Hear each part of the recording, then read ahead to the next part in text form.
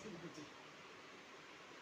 त्यासाठी साहित्य: कांदा तो मी गॅसवर भाजून घेतला आहे, हे धने, ही हरभऱ्याची डाळ, फूल, मिरे आणि लवंग, मिरच्या, थोडा लसूण, थोडी कोथिंबीर आणि खसखस.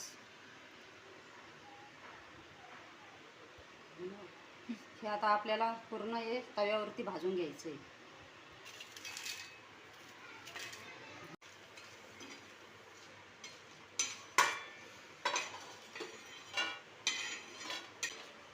त्यानंतर मी मिरे लवंग भाजून घेते. त्याच्यात फूल पण घेते मी भाजून.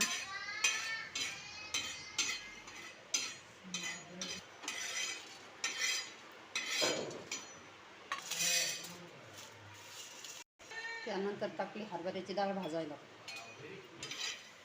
डाळ अशी आपल्याला लालसर होईपर्यंत भाजायची आहे. भाजणं झालं की काढून घ्यायची आपल्याला.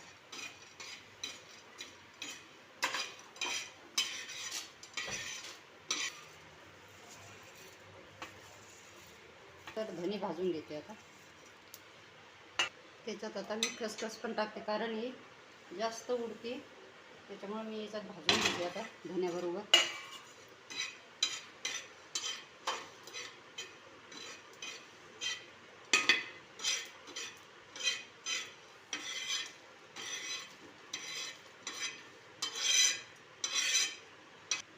हे आता आपल्याला थोडा वेळ थंड होऊ द्यायचे, 5 मिनटं, आणि नंतर मिक्सरमध्ये काढून घ्यायचे. मग त्याचा बनवायचा येसवर. ते साहित्य: सोनगोळ्याचं पीठ तयार करून घेऊ. त्यासाठी घेते मी बेसन, थोडंसं गव्हाचं पीठ, थोडंसं मीठ चवीनुसार,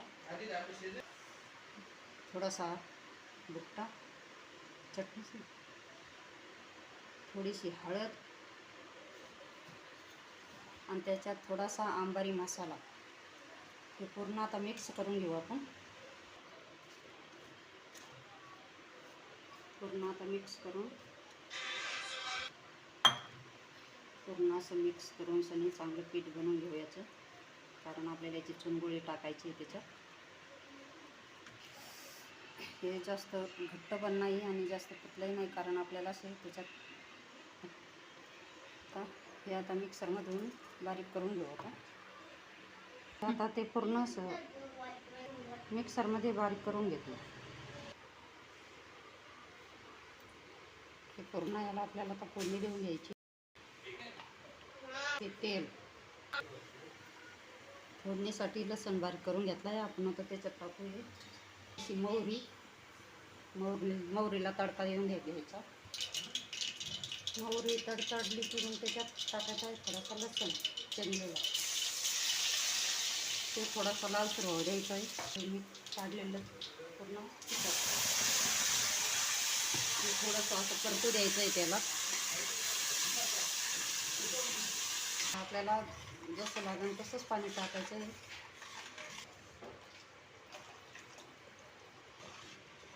सांगायचं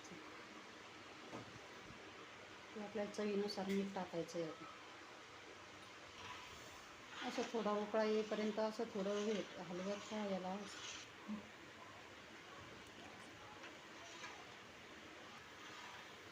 उकळी येईपर्यंत याला असं घोटत राहायचं आहे, कारण ते असं बुडात बसतं म्हणून. कारण त्याला उकळा आता उकळा आल्यानंतर हे पास आपल्याला याच्यात छोटे छोटे बेसनाचं कालवलेलं गव्हाचं बेसन त्याच्यात सोडायचं आहे. त्याला म्हणतात चुनगोळ्याचा येसवर. हे टाकताना असं पाण्यात बुडवायचं आहे, कारण ते हाताला चिटकत नाही आणि टाकायला सोपं.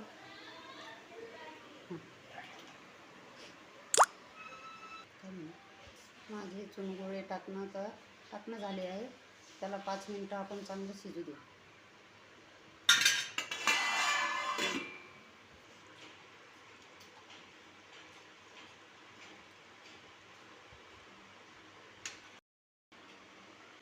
खाण्यासाठी तयार.